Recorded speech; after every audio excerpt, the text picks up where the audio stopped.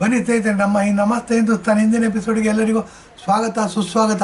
ನೋಡಿ, ಇವತ್ತಿನ ವಿಷಯ ಬಂದ್ಬಿಟ್ಟು ಅಂಡಮಾನ್ ನಿಕೋಬಾರ್ ಅಂತಂತಂದ್ರು ಅಲ್ಲಿ ಓಸಿರಿಸ್ ಅಲ್ವಾ ಅಂತ ಅಂದ್ಬಿಟ್ಟು ಒಂದು ಮರದ ಜಾತಿ ಇದೆ.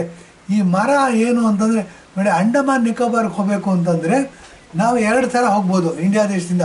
ಒಂದು ಹಡಗಲ್ಲಿ ಹೋಗೋದು ಸ್ವಲ್ಪ ಬಹಳ ಮಜಾ ಕೊಡುತ್ತೆ. ಯಾಕೆ ಅಂತಂದರೆ ನೀರಲ್ಲಿ ತೇಲ್ತಾ ಇರುತ್ತೆ, ಒಂಥರ ಮಜಾ ಇರುತ್ತೆ.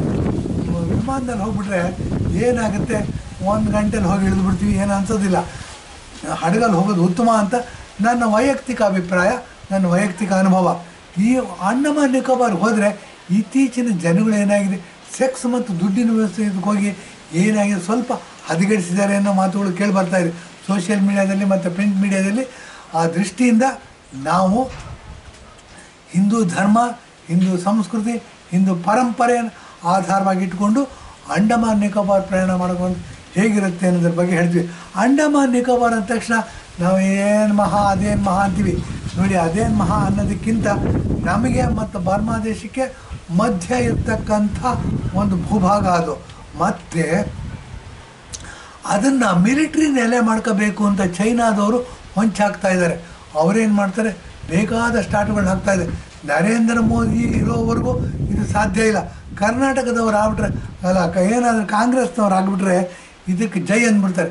ಯಾಕೆಂದರೆ ನಮ್ಮ ರಾಹುಲ್ ಗಾಂಧಿಯವರು ಜವಾಹರ್ಲಾಲ್ ನೆಹರು ಅವರ ಮರಿಮೊಮ್ಮಗ, ಇವರು ನರೇಂದ್ರ ಮೋದಿಯವ್ರ ಮೇಲೆ +1 ಸ್ಕೋರ್ ಮಾಡೋದಕ್ಕೋಸ್ಕರ ಚೈನಾ ದೇಶದವ್ರ ಮೇಲೆ ಗಲ್ವಾನಲ್ಲಿ ಯುದ್ಧ ಆಯಿತು. ಯುದ್ಧ ಆದಾಗ ಚೈನಾ ದೇಶದಲ್ಲಿ ಹೋಗಿ ಸೀಕ್ರೆಟಾಗಿ ಮೀಟಿಂಗ್ ಮಾಡ್ಕೊಂಡು ಬಂದರು. ಆ ಮೀಟಿಂಗಿನ ಸಾರಾಂಶ ಏನು, ಮೀಟಿಂಗ್ ಯಾಕೆ ಹೋಗಿದ್ದೆ, ಮೀಟಿಂಗಲ್ಲಿ ಏನು ಮಾತಾಡಿದ್ದೆ ಅನ್ನೋದು ಇದುವರೆಗೂ ಬಹಿರಂಗ ಮಾಡಿಲ್ಲ. ಇವರೇನು ಮಾಡ್ತಾರೆ, ಹೇಳದೆ ಕೇಳದೆ ಬರ್ಕೊಟ್ಬಿಡ್ತಾರೆ. ನಮ್ಮ ಕಾಂಗ್ರೆಸ್ನವ್ರಿಗೆ ಏನು ಅಂತಂದರೆ ನೋಡಿ, ಅಂಡಮಾನ್ ನಿಕೋಬಾರ್ ಅಂತಂದರೆ ನಮಗೆ ವೀರ ಸಾವರ್ಕರ್ ಅವ್ರ ಹೆಸರು ಬರುತ್ತೆ. ವೀರ ಸಾವರ್ಕರ್ ಅವರು ಒಬ್ಬ ಬ್ರಾಹ್ಮಣ, ಉರಿಯುವ ಗಾಯಕ್ಕೆ ಉಪ್ಪು ಹಾಕಿದ್ರು ಅಂತ ಅಂದ್ಬಿಟ್ಟು ಗಾದೆ ಹೇಳ್ತೀವಿ ನಾವು. ಗಾಯಕ್ಕೆ ಉಪ್ಪು ಹಾಕಿದ್ರೆ ಚುರುಗುಟ್ಟತ್ತೆ. ಎಷ್ಟು ಮಟ್ಟಿಗೆ ಚುರುಗುಟ್ಟುತ್ತೆ ಅಂತಂದರೆ ಪ್ರಾಣ ಕಳ್ಕೊಂಬಿಡೋಣ ಅನ್ಸುತ್ತೆ, ಅಷ್ಟು ಮಟ್ಟಿಗೆ ಚುರುಗುಟ್ಟತ್ತೆ. ಉರಿಯೋ ಗಾಯಕ್ಕೆ ಉಪ್ಪು ಹಾಕಿದ್ರಂಗೆ ಅಂತಂದ್ಬಿಟ್ಟು ಕನ್ನಡದಲ್ಲಿ ಗಾದೆ. ಇಂಗ್ಲೀಷಲ್ಲೂ ಇರ್ಬೋದು, ಹಿಂದಿದಲ್ಲೂ ಇರ್ಬೋದು. ಘಾವ್ ಪರ್ ನಮಕ್ ಚಿಡಕ್ನ ಅಂತ ಏನು ಹೇಳ್ತಾರೆ. ಈ ಥರ ವೀರ ಸಾವರ್ಕರ್ ಅವ್ರು ಏನು ಮಾಡ್ತಾರೆ, ಮಹಾರಾಷ್ಟ್ರದವರು ಅವರೇನು ಮಾಡ್ತಾರೆ, ಸಾಂಪ್ರದಾಯಿಕ ಹಿಂದೂಗಳು ಅಂತ ಬ್ರಾಹ್ಮಣರು ಇವರೇನು ಮಾಡ್ತಾರೆ, ಬ್ರಿಟಿಷರ ವಿರುದ್ಧ ದಂಗೆ ಹೇಳ್ತಾರೆ. ಬ್ರಿಟಿಷರ ವಿರುದ್ಧ ದಂಗೆ ಇದ್ದು ಇವ್ರನ್ನೇನು ಮಾಡ್ತಾರೆ, ಬ್ರಿಟಿಷರು ಸೆರೆ ಹಿಡಿದ್ಬಿಟ್ಟು ಏನು ಮಾಡ್ತಾರೆ, ಅಂಡಮಾನ್ ನಿಕೋಬಾರ್ಲಿ ನೋಡಿ ಸೆಲ್ಯುಲಾರ್ ಜೈಲ್ ಅಂತ ಇದೆ. ಸೆಲ್ಯುಲಾರ್ ಜೈಲಲ್ಲಿ ಕಾಲಾಪಾನಿ ಶಿಕ್ಷೆಗೆ ಗುರಿಪಡೋರ್ನ ಅಲ್ಲಿಗೆ ಹಾಕ್ತಿರ್ತಾರೆ. ಸಾವರ್ಕರ್ನೂ ಅಲ್ಲಿಗೆ ಹಾಕ್ತಾರೆ. ಈ ಸಾವರ್ಕರ್ ಆದರೆ ಅಪ್ರತಿಮ ದೇಶಭಕ್ತ. ಪೇಟ್ರಿಯಾಟಿಸಮ್ ಅನ್ನೋದು ಇಲ್ಲೇ ಇಲ್ಲ ನಮ್ಮ ದೇಶದಲ್ಲಿ. ಪೇಟ್ರಿಯಾಟಿಸಮ್ ಕ್ಲಾಸ್ನ ಹೇಳ್ಕೊಡೋದೇ ಇಲ್ಲ ನಾವು. ಬರೀ ಸೆಕ್ಸು ದುಡ್ಡು ಅಂತ ಅಂದ್ಬಿಟ್ಟು MBBS ಮಾಡಿದ್ರಂತೆ, ಇಂಜಿನಿಯರಿಂಗ್ ಮಾಡಿದ್ರಂತೆ, ಡಾಕ್ಟ್ರೇಟ್ ಮಾಡಿದ್ರಂತೆ, IIT ಮಾಡಿದ್ರಂತೆ ಅಂತ ಹೇಳ್ತೀವಿ. ಅದಲ್ಲ ರೀ ಬೇಕಾಗಿರೋದು. ಒಂದು ದೇಶ ಸ್ಟ್ರಾಂಗ್ ಆಗಬೇಕು ಅಂದರೆ, ಒಂದು ಮನೆ ಸ್ಟ್ರಾಂಗ್ ಆಗಬೇಕು ಅಂದರೆ, ಒಬ್ಬ ವ್ಯಕ್ತಿ ಸ್ಟ್ರಾಂಗ್ ಆಗಬೇಕು ಅಂತಂದರೆ ನಮ್ಮ ಒಳಗಿರ್ತಕ್ಕಂಥ ಆತ್ಮಶಕ್ತಿ ಸ್ಟ್ರಾಂಗ್ ಆಗಬೇಕು. ಆತ್ಮಶಕ್ತಿ ಸ್ಟ್ರಾಂಗ್ ಆಗಬೇಕು ಅಂದರೆ ನಮಗೆ ಬಲವಾದ ಆತ್ಮವಿಶ್ವಾಸ ಇರಬೇಕು, ಬಲವಾದ ಆತ್ಮಗೌರವ ಇರಬೇಕು. ಬಲವಾದ ಆತ್ಮಗೌರವ ಬರೋದು ನಮ್ಮ ಧರ್ಮದಿಂದ, ನಮ್ಮ ಸಂವಿಧಾನದಿಂದ ಅಲ್ಲ. ಸಂವಿಧಾನ ಏನು ರಾಜಕೀಯದವ್ರು ಮಾತಾಡ್ಕೊತಾರೆ, ರಾಜಕೀಯನ ಹೊಲಸೆದ್ದೋಗಿದೆ. ನಮ್ಮ ದೇಶದಲ್ಲಿ ರಾಜಕೀಯ ಹೊಲಸಿಗೆ ಇದ್ದಿರೋಷ್ಟು ಪ್ರಪಂಚದಲ್ಲಿ ಯಾವುದೇ ರಾಜಕೀಯ ಇದ್ದಿಲ್ಲ. ಪಕ್ಕದಲ್ಲಿರ್ತಕ್ಕಂಥ ಪಾಕಿಸ್ತಾನ ಇದ್ದಿಲ್ಲ. ನಮ್ಮ ದೇಶದಲ್ಲಿರ್ತಕ್ಕಂಥ ಜನಸಂಖ್ಯೆ 6ನೇ ಒಂದು ಭಾಗದಲ್ಲಿರ್ತ ಜನಸಂಖ್ಯೆ ಇರೋರು 1945ನೇ ಇಸ್ವಿಯಿಂದ ಹಿಡಿದು ಇವತ್ತಿನವರೆಗೂ ನಮಗೆ ತೊಂದರೆ ಕೊಡ್ತಾ ಇದ್ದಾರೆ. ಮೊನ್ನೆ ಟಿ ವಿನಲ್ಲಿ ನೋಡ್ತಾ ಇದ್ವಿ, ಪಾಕಿಸ್ತಾನದಿಂದ ಬರ್ತಕ್ಕಂಥ ಒಬ್ಬ ಉಗ್ರವಾದಿ ಅಯೋಧ್ಯೆಯಲ್ಲಿರ್ತಕ್ಕಂಥ ರಾಮ ಮಂದಿರನ ಬ್ಲಾಸ್ಟ್ ಮಾಡೋದಕ್ಕೆ ಟ್ರೈ ಮಾಡ್ತಿದ್ದ, ಬಾಂಬನ್ನು ಇಟ್ಕೊಂಡಿದ್ದ ಅಂತಂದ್ಬಿಟ್ಟು NIA ಅಧಿಕಾರಿಗಳು ಅವನ್ನ ಸೆರೆ ಹಿಡಿದಿದ್ದಾರೆ. ಇರಲಿ, ಇದು ನಮ್ಮ ವಿಷಯ ಅಲ್ಲ. ಏನಾಗುತ್ತೆ, ವೀರ ಸಾವರ್ಕರ್ ಅವ್ರ ಬಗ್ಗೆ ಮಾತಾಡ್ತಾ ಅಂಡಮಾನ್ ನಿಕೋಬಾರ್ ದ್ವೀಪದ ಬಗ್ಗೆ ಮಾತಾಡ್ತಾ ಇದ್ದೆ. ಅಂಡಮಾನ್ ನಿಕೋಬಾರ್ ದ್ವೀಪದ ಬಗ್ಗೆ ಮಾತಾಡ್ತಾ ಕಾಲಾಪಾನಿ ಬಗ್ಗೆ ಮಾತಾಡ್ತಾ ಇದ್ದರೆ ವೀರ ಸಾವರ್ಕರು ಅಪ್ಪಟ ಬ್ರಾಹ್ಮಣ, ಅಪ್ರತಿಮ ದೇಶಭಕ್ತಿಯು ಬೆಳೆಸ್ತಕ್ಕಂಥ ವಿದ್ಯೆಯೇ ನಮ್ಮಲ್ಲಿಲ್ಲ. ಅದು ಬೆಳೆಸಬೇಕು. ನಮ್ಮ ದೇಶ ಸ್ಟ್ರಾಂಗ್ ಆಗಬೇಕು ಅಂದರೆ ಫ್ರೀಗಳನ್ನ ಕೊಡೋದ್ರಿಂದ, ಹೆಂಗಸರಿಗೆ ಬಸ್ನ ಫ್ರೀ ಮಾಡೋದ್ರಿಂದ, ಅಕ್ಕಿನ ಫ್ರೀ ಕೊಡೋದ್ರಿಂದ, ಮತ್ತು 2000 ರೂಪಾಯಿ ಫ್ರೀ ಕೊಡೋದ್ರಿಂದ ದೇಶ ಸ್ಟ್ರಾಂಗ್ ಆಗಿದೆ. ಭಿಕ್ಷುಕರನ್ನ ಕಟ್ಕೊಂಡು ಯಾವ ದೇಶ ಸ್ಟ್ರಾಂಗ್ ಆಗಿದೆ? ಯಾವುದಾದ್ರು ಒಂದು ದೇಶ ಉದಾಹರಣೆ ಕೊಡ್ತೀರಾ? ಎಲ್ಲರಿಗೂ ಚಾಲೆಂಜ್ ಮಾಡ್ತಾ ಇದ್ದೀನಿ ನಾನು. ಏನು ಅಂತಂದರೆ ಭಿಕ್ಷುಕರನ್ನ ಕಟ್ಕೊಂಡು ಭಿಕ್ಷುಕರನ್ನ ಇಟ್ಕೊಂಡು ಯಾವುದೇ ಸೈನ್ಯವನ್ನು ಕಟ್ಟಕ್ಕೆ ಸಾಧ್ಯ ಇಲ್ಲ. ಯಾವುದೇ ಸೈನ್ಯ ಕಟ್ಟಕ್ಕೆ ಸಾಧ್ಯ ಇಲ್ಲ ಅಂದರೆ ಯಾವುದೇ ದೇಶ ಸ್ಟ್ರಾಂಗ್ ಆಗೋದಿಲ್ಲ. ಯಾವುದೇ ದೇಶ ಸ್ಟ್ರಾಂಗ್ ಆಗೋದಿಲ್ಲ ಅಂದರೆ ಯಾವುದೇ ಸಮಾಜ ಸ್ಟ್ರಾಂಗ್ ಆಗೋದಿಲ್ಲ.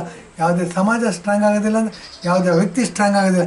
ಯಾವಾಗ ವ್ಯಕ್ತಿ ಆತ್ಮಗೌರವ ಕಳ್ಕೊತಾನೆ, ವೀಕ್ ಆಗ್ತಾನೆ, ಆಗ ಮಾತ್ರ ಭಿಕ್ಷೆ ಬಿಡ್ತಾನೆ.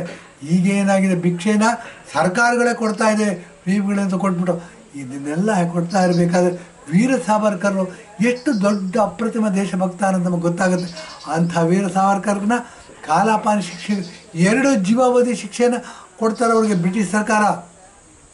ಅವ್ರನ್ನೇನು ಮಾಡ್ತಾರೆ, ಸೆಲ್ಯುಲರ್ ಜೈಲಲ್ಲಿ ಹಾಕ್ತಾರೆ.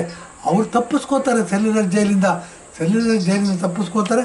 ಸಮುದ್ರದ ನೀರಲ್ಲಿ ಈಜಿಕೊಂಡು, ಸಮುದ್ರದ ನೀರು ಅಂತಂದರೆ ಉಪ್ಪಿನ ಅಂಶ ಜಾಸ್ತಿ ಇರುತ್ತೆ. ಗಾಯಕ್ಕೆ ಉಪ್ಪು ಹಾಕಿದ್ರೆ ಏನಾಗುತ್ತೆ, ಚುರುಗುಟ್ಟತ್ತೆ ಅಂತಂದ್ರೆ ಪ್ರಾಣ ಕಳ್ಕೊಳ್ಳೋಷ್ಟು ಬಿಡುತ್ತೆ.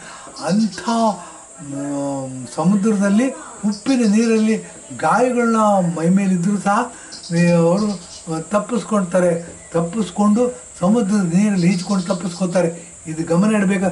ಇಂಥ ದೇಶಭಕ್ತವ ನನ್ನ ಕಾಂಗ್ರೆಸ್ಸು ವಿರೋಧ ಮಾಡುತ್ತೆ. ಯಾಕೆ ವಿರೋಧ ಮಾಡುತ್ತೆ ಅಂದರೆ ಅವನು ಬ್ರಾಹ್ಮಣ ಅಂತ ಅಂದ್ಬಿಟ್ಟು ವಿರೋಧ ಮಾಡುತ್ತೆ. ಇವರು ಜಾತಿಗಳ ಬಗ್ಗೆ ವಿಷಬೀಜಗಳನ್ನ ಬಿಚ್ಚುತ್ತಾ ಕೇವಲ SCಗಳು STಗಳು OBCಗಳನ್ನ ಕಟ್ಕೊಂಡು ಇವರು ಸಾಮ್ರಾಜ್ಯ ಮಾಡ್ತೀವಿ ಅಂತ ಹೊರಟಿದ್ದಾರೆ. ಒಂದು ದೇಶದಲ್ಲಿ ನಮ್ಮ ಕಾಲುಗಳನ್ನ ಕಟ್ ಮಾಡಿಕೊಂಡು, ನಮ್ಮ ಕೈಗಳನ್ನ ಕಟ್ ಮಾಡಿಕೊಂಡು ನಾವು ಸ್ಟ್ರಾಂಗ್ ಆಗಕ್ಕೆ ಸಾಧ್ಯನಾ ಅನ್ನೋ ಕ್ವಶನ್ ಮಾರ್ಕ್ಸ್ ಬರುತ್ತೆ, ಕ್ವಶನ್ ಮೂಡುತ್ತೆ. ನಿಮ್ಮ ಯಾರು ಈ ಎಪಿಸೋಡ್ಗಳನ್ನ ನೋಡ್ತಾ ಇದ್ದೀರಾ, ನಿಮ್ಮಲ್ಲೂ ಈ ಥರ ಪ್ರಶ್ನೆಗಳು ಮೂಡಿದ್ರೆ ನಮ್ಮ ಈ ಪುಟ್ಟ ಪ್ರಯತ್ನ ಸಾರ್ಥಕವಾಯಿತು. ಕೈಗಳನ್ನ ಕಟ್ ಮಾಡಿಕೊಂಡು ನಾವು ಬಲವಾದ ಸೈನ್ಯ ಕಟ್ಟಕ್ಕೆ ಸಾಧ್ಯನಾ? ನಮ್ಮ ತಲೆಯನ್ನು ಕಟ್ ಮಾಡಿಕೊಂಡು ನಾವು ಬಲವಾದ ಸೈನ್ಯವನ್ನು ಕಟ್ ಮಾಡ್ಕೊಳ್ಳೋಕ್ಕೆ ಸಾಧ್ಯನಾ? ನಮ್ಮ ಕಾಲುಗಳನ್ನ ಕಟ್ ಮಾಡಿಕೊಂಡು ಬಲವಾದ ಸೈನ್ಯ ಕಟ್ಟಕ್ಕೆ ಸಾಧ್ಯನಾ? ಯುದ್ಧವನ್ನು ಮಾಡ್ತಾ ಯುದ್ಧವನ್ನು ಗೆಲ್ಲಕ್ಕೆ ಸಾಧ್ಯನಾ ಅಂತಕ್ಕಂಥ ಕ್ವಶನ್ ಮಾರ್ಕು ಪ್ರತಿಯೊಬ್ಬರು ತಲೆನಲ್ಲೂ ಮೂಡಬೇಕು. ಇದು ಮೂಡಿದಾಗ ನಮ್ಮ ದೇಶದಲ್ಲಿ ದೇಶಭಕ್ತಿನ ಜಾಸ್ತಿ ಮಾಡ್ತಕ್ಕಂಥ ವಿದ್ಯೆ ಸ್ಕೂಲುಗಳು ಇಲ್ಲ. ಇದು ಮಾಡಬೇಕು. ಪ್ರತಿ LKG UKGಯಿಂದ ಹಿಡಿದು ವಿದ್ಯಾಭ್ಯಾಸ ಕೊನೆ ಮಾಡೋವರೆಗೂ ವಾರಕ್ಕೆ 4 ಕ್ಲಾಸ್ ಇರಬೇಕು, 1 ಗಂಟೆ ಕ್ಲಾಸ್ ಇರಬೇಕು ಅಂತ ನ್ಯೂ ಎಜುಕೇಷನ್ ಪಾಲಿಸಿ ಅಂತ ಮಾಡ್ತೀವಿ. ಅನೇಕ ಪಾಲಿಸಿಗಳನ್ನ ಮಾಡಿದ್ದಾರೆ. ನಮ್ಮ ಕಾಂಗ್ರೆಸ್ನವ್ರಿಗೆ ಇದೆಲ್ಲ ತಲೆಗೆ ಹೋಗೋದಿಲ್ಲ. ನರೇಂದ್ರ ಮೋದಿಯವರು, ಯೋಗಿ ಆದಿತ್ಯನಾಥ್ ಅಂತವರು ಇದಕ್ಕೆ ಗಮನ ಕೊಡಬೇಕು. ಪೇಟ್ರಿಯಾಟಿಸಮ್ ಕ್ಲಾಸ್ಗಳನ್ನ ಆರಂಭ ಮಾಡಬೇಕು.